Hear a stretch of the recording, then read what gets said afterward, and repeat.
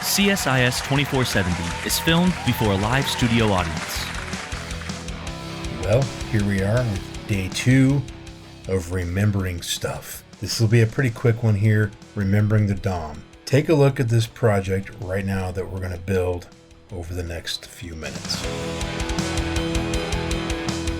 This is a really simple project. It's just a image swapper, for the want of a better way to put it. Right now at the top there, you'll see it says Metallica current lineup. It has Metallica highlighted. It has an image, and then there's a button there that says change image. When I click on change image, it's going to change the image and it's going to change the text up here. And there are 4 images of 4 different sets of text, and it's just going to cycle through them. So I click it once, and it now says Metallica logo, and it is showing their logo. I click it again, it says Baby Metallica lineup. This is them back in the early 80s. And then I click it again, and it says Metallica album number 2. It's Ride the Lightning. And now it's going to start back to the beginning, Metallica current lineup. That's it. All right, now that you know where we're headed, let's get there. To the code. So I've got a project already set up here, and we have an empty JavaScript file and a very mostly empty style sheet here. Just the resets here. So the basic idea, as you saw, we just need a place to hold the images, and we're going to need the images. So we're going to go look at how to find those real quick.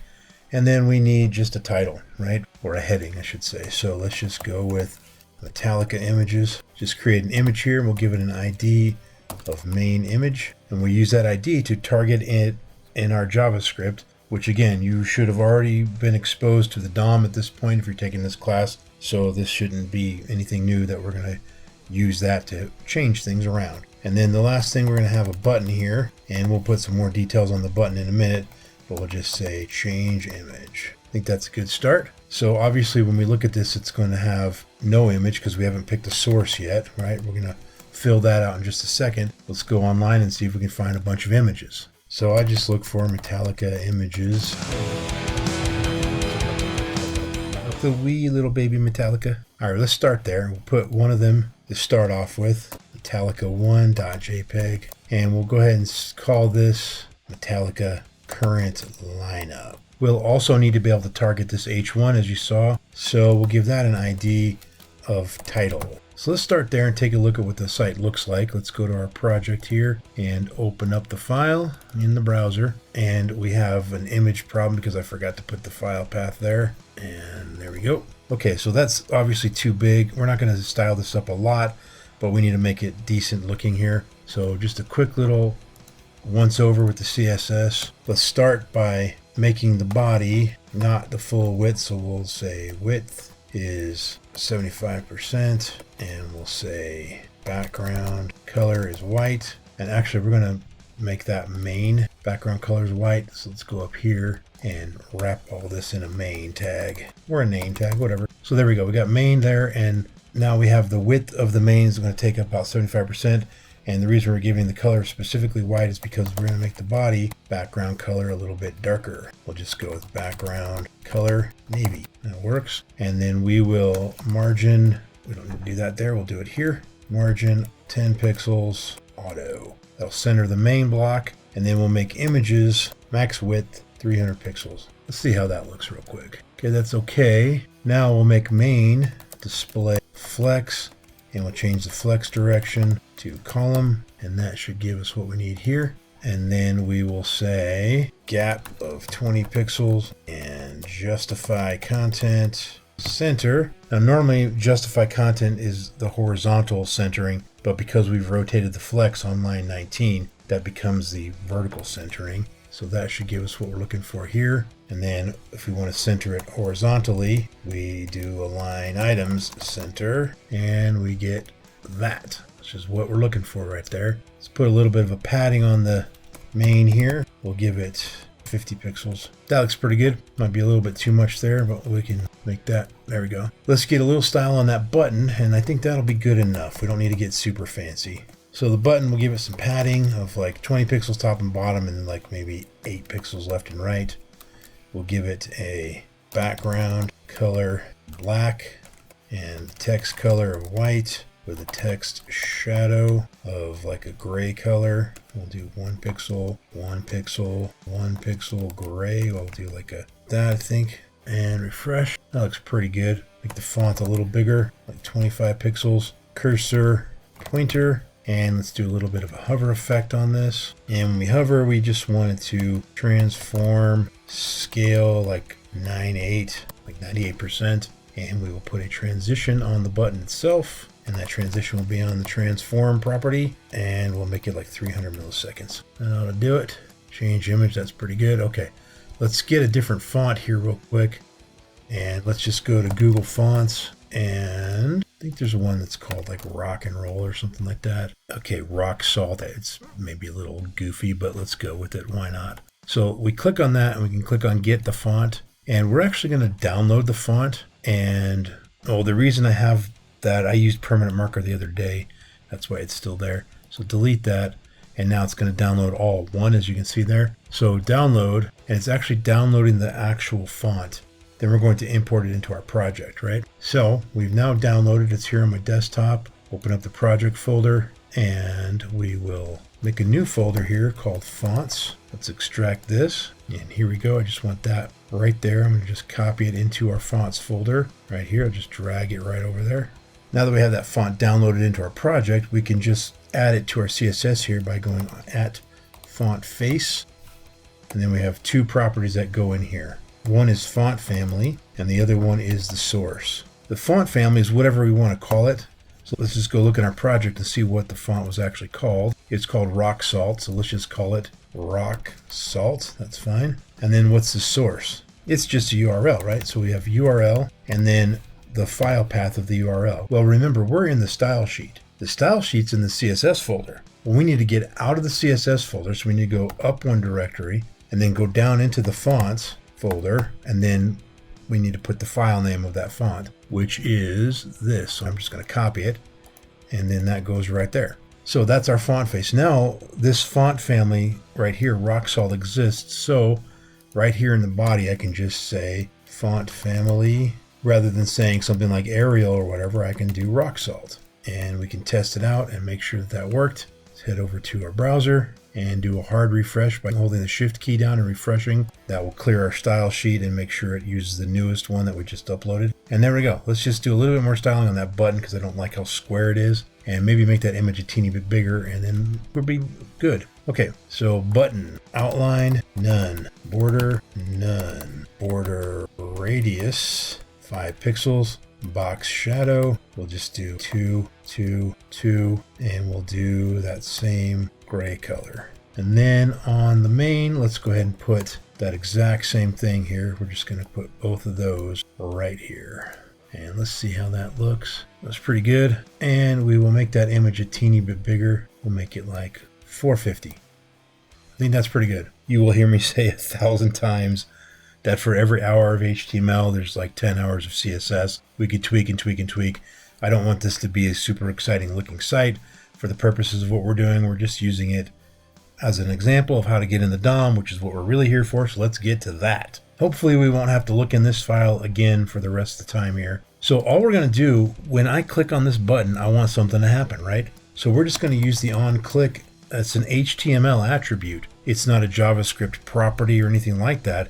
It's just an attribute, just like ID is an attribute, or source is an attribute, or lang is an attribute. These are all attributes of HTML. And so in here, we're just going to call some function. We'll call a function that's called swap image, right? That's it. And we're going to write that function in our JavaScript here in just a minute. But that's all we're going to do. And when I click the button, it's going to look for the onClick JavaScript code, and it's going to just do whatever's there. So let's head over to JavaScript, and we're going to write that function here. So function swap image. And for the moment, we'll just put a console log that says swapped. Now, the reason I do this, and you'll see me do this a lot in the future videos, is because I want to make sure that my function worked and that my JavaScript's properly connected and that everything's working. I don't want to get into a whole bunch of logic with swapping out images and everything and nothing's working for some reason, and then I find out, well, that's because my function wasn't connected right, or it wasn't spelled properly, or something like that. So let's open up the console here, and we'll refresh the page. And when I click change, swapped, right? And it keeps adding up saying it keeps swapping. So that means that our function's connected and it's working. Well, all we got to do now is just change what the image is. Well, if we're going to do that, we have to be able to look at this image. We have to get our hands on it in our JavaScript and do something with it. That's where the DOM comes in. The DOM stands for the Document Object Model. You should be familiar with that. And it's a way of interacting with the HTML document using JavaScript. So there's a function that if you took 1430 from me, I told you to memorize this one function, and that is document.getElementById. So let's just start there and let's make some variables. We'll go let the image equal document.getElementById. And what's the ID of the element we're trying to get? It is main image right there. That's the element right there. So I want to get that. So now that I have this image here, the next thing we're going to do real quick is we're going to say console.log image. And you'll see when I refresh and I click, it consoled out that image, which is the thing that we clicked, where we clicked this button here, and that button has a function that it called, that it grabbed that image right there, get the image by name, and stored in this variable. And then I just printed out the variable in the console, and you can see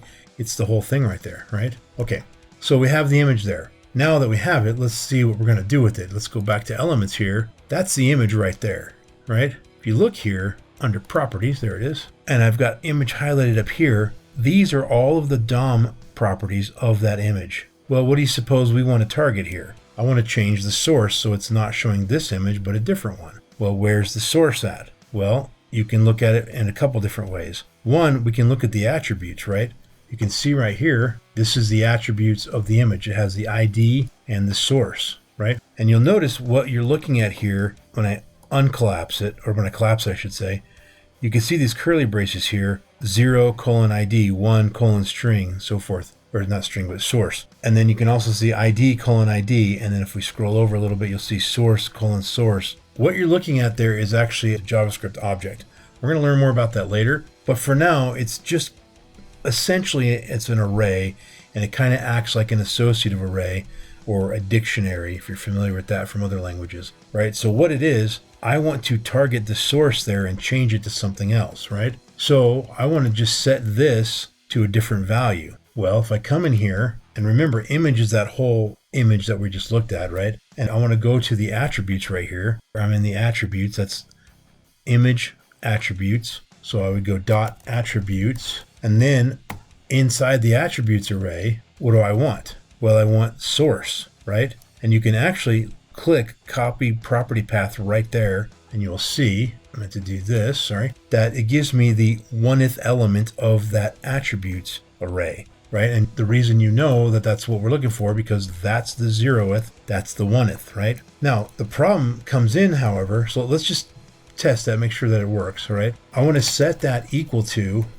image metallica2.jpg. Just start there, okay? And I don't need to console that anymore. So this is almost what we want here. It's not quite what we want. If we were to expand source right here, we don't want to set attributes bracket 1 equal to Metallica. We want to set the node value equal to Metallica. You can see right there. So if I were to finish this off by saying .node value, now what I've done is set the node value of the 1th element of the image object's attributes array, right? So let's go check it out. And when we refresh it now, I click on change image, it swaps it. Now we get an error there, probably because I named the image wrong or something. Let's just go take a peek here and see if I goofed up on the name. And oh, it's a PNG, that's why. Okay, so we'll fix that real quick. It's not a JPEG, so PNG. Okay, we refresh, and now I click it and it changes the image. Now there's a small problem with this particular situation. Right now, source is the 1th element of the attributes array, and ID is the 0th element.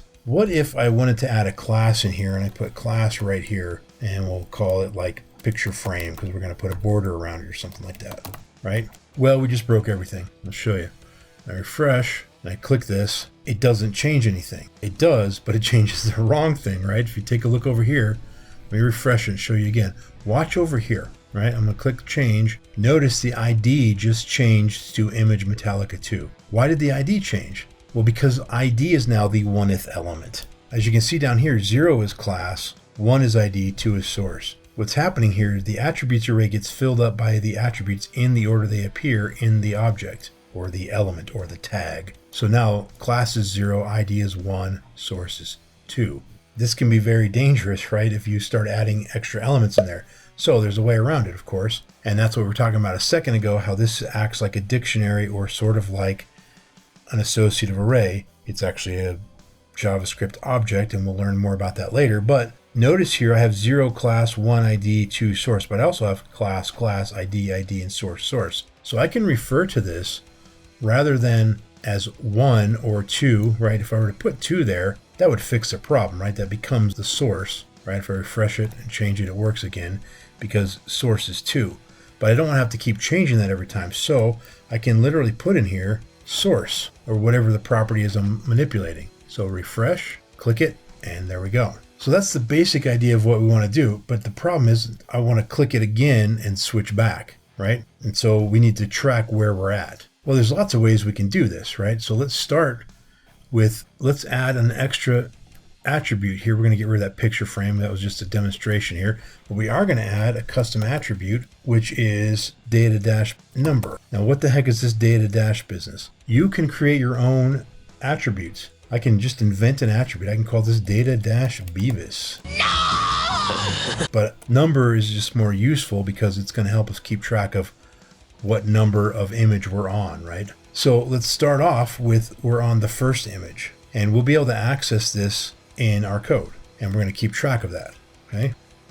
The other thing we're going to do is we're going to change this from Metallica current lineup to say Metallica logo or something like that, right? And so we're just going to keep track of all this in our code here, and we don't need that console anymore. And rather than doing this every time, we're going to check to see what number we're on. So let's do a switch statement. First of all, we're going to say image number. We need to get the data number attribute from this thing. Well, remember, this is the whole object right here.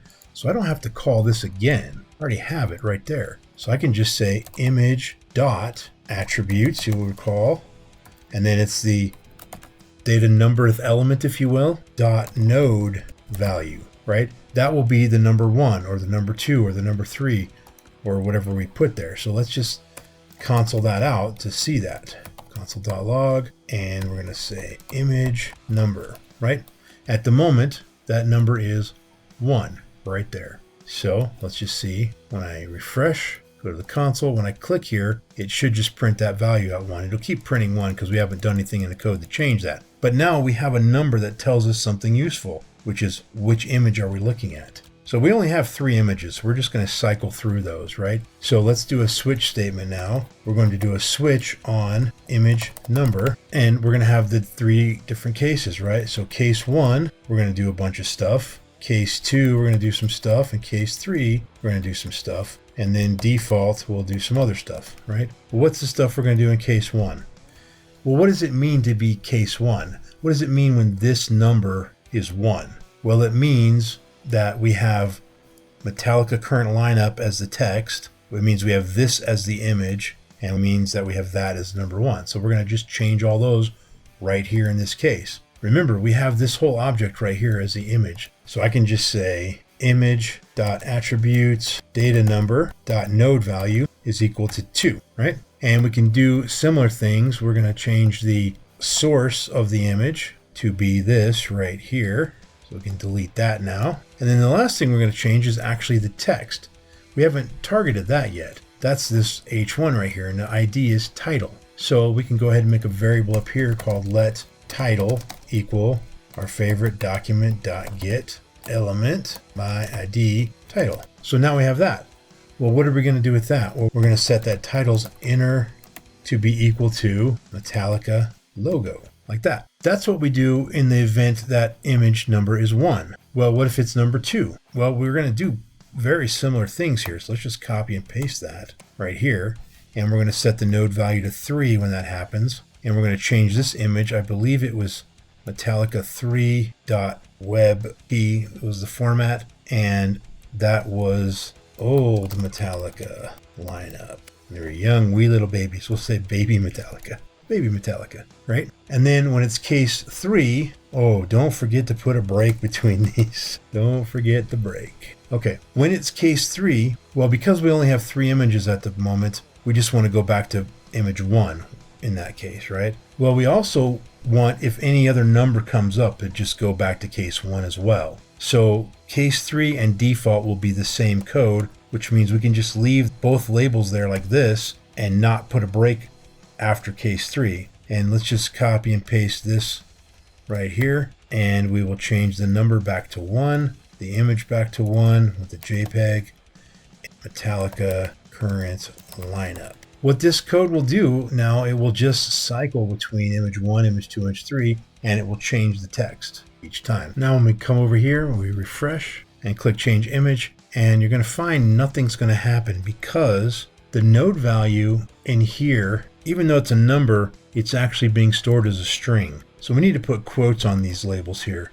So I'm going to do multi-line select here and put quotes around that. So the case will be string 1 or string 2 or string 3, right? So now when I refresh it, click change image, it changed to the logo, and this didn't change yet, so we'll see what's going on there. We got a little bug.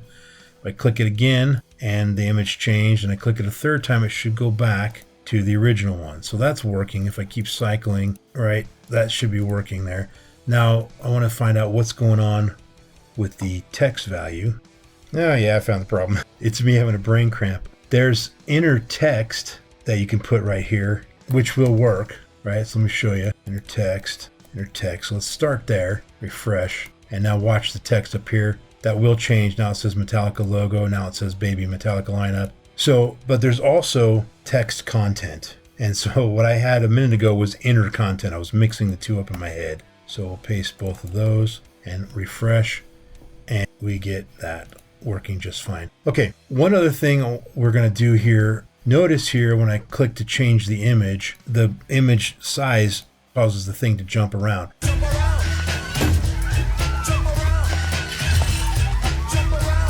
There's a couple ways we could do it. One, we could force a fixed height so that it doesn't jump, or an easy way for now, just for simplicity, is we can move the button right here, right? I can just move the button up right there. And so now when I do it, the button stays in the same place, so I can keep it there and just keep clicking back and forth over and over again, no problem.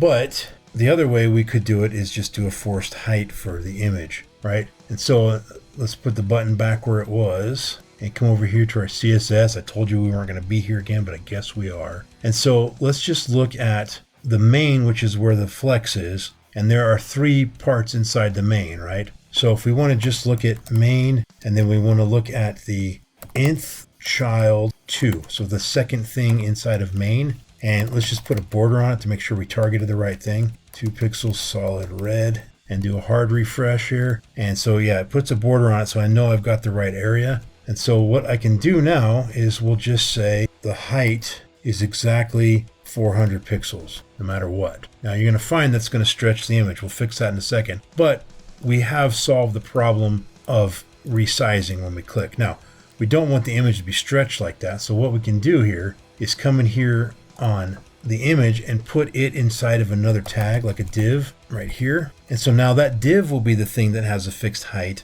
not the image inside of it, right? So now when we come over here and refresh it, the div has a fixed height, as you can see there, and the image will just stay at the top of that div. Now we can center that div easily, or not center the div, but center the picture in the div, right? By simply also making that div flex, align, items, center, right? And so now the image will be centered, as you can see, and the logo stays in the center and the new image stays in the center, right? And we'll just get rid of that border now.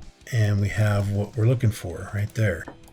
Everything changing in the center there. One last thing I want to look at here. A moment ago, we were talking about this idea of the text content versus inner text. There's a third one, which is inner HTML. Now, the text content or inner text, let's just focus on text content, it changes just that, the text itself inside of whatever we're targeting. Well, what if I wanted to maybe have this highlighted or be a span or something like that around it, right? So we wanted to start with a span on here, and we'll do span right here. And maybe we target that span and we'll just say that The color is fire brick, which is a cool color. And we have a text shadow on it. And the text shadow is like 1 pixel, 1 pixel, 1 pixel black, something like that. So let's look at what that looks like real quick. So we have that on there, right? Now, if I were to put that same span here on Metallica, so I want to put it around Metallica here, and let's maybe just everywhere we have Metallica do that, right? Now the problem we're going to run into, because we told it that that's the text content, watch what happens when I click change image. It's printing that out as just text. Every time I change it, it's just going to say span right there, right? Because I said that it's text. So if I wanted that to actually be recognized as HTML, we can't do text content anymore. We have to do inner. So change that on all of these because all of them are using a span. Refresh. And now that one's already there because of this. I mean, that's where we started. But when I click change image now it works the way it's supposed to, right? So for some clarity here, there's inner text and inner HTML. Those used to be the only ways that you would do this. Now we have text content, which is basically replaced inner text. There's probably a specific difference between the two that I just don't know. But for our purposes, ignore inner text. We're going to do text content when you're just changing exactly that, the content of the text inside of a tag. In the case, though, that you want to add some HTML, maybe we didn't want to have a span, but we wanted it to be an anchor tag or something like that. Well, that's actual HTML that we want to be rendered as HTML, not as plain text. So we have to use inner HTML. Hopefully that makes sense. Let's add one last thing to this. Let's just go find one more image of Metallica here. We'll go Metallica images and click on the image tab here. And we'll do an album cover here. Ride the Lightning. And we'll do large right here. And we'll go with this one right here. And by the way, we don't have to call them Metallica 1, 2, and 3. That's what I've been doing. But we can just call them whatever we want. So let's just call this one RTL for Ride the Lightning here, right? Save it. Come back to our code. And I did save it in the image folder already. So now we have a fourth image. So we have a new set of things that we need to do here. Well, let's just copy this. And now for case number 3, we're going to change the node value of the data number to 4. We're going to change this to Ride the Lightning. And we're going to change this to Metallica album number 2. And we'll get rid of the word baby there. And I think that'll do it. And so now take a look at what's happening here. We now have a situation where we could have this image number equaling 4.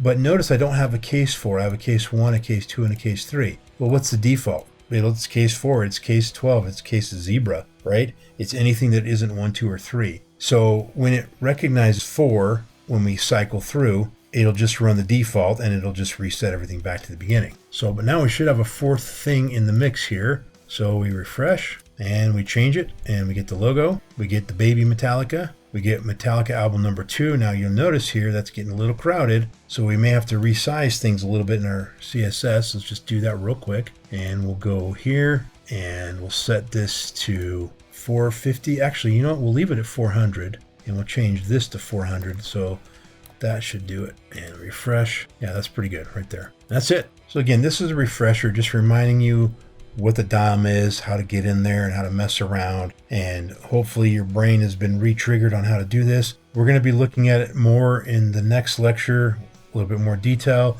and a lot better ways to target our HTML. And we'll get way more in depth. But for now, if you can answer these questions, then you are ready for the quiz, and you've learned what you need to learn from this video. So thanks for attending class today. We'll see you next time, folks.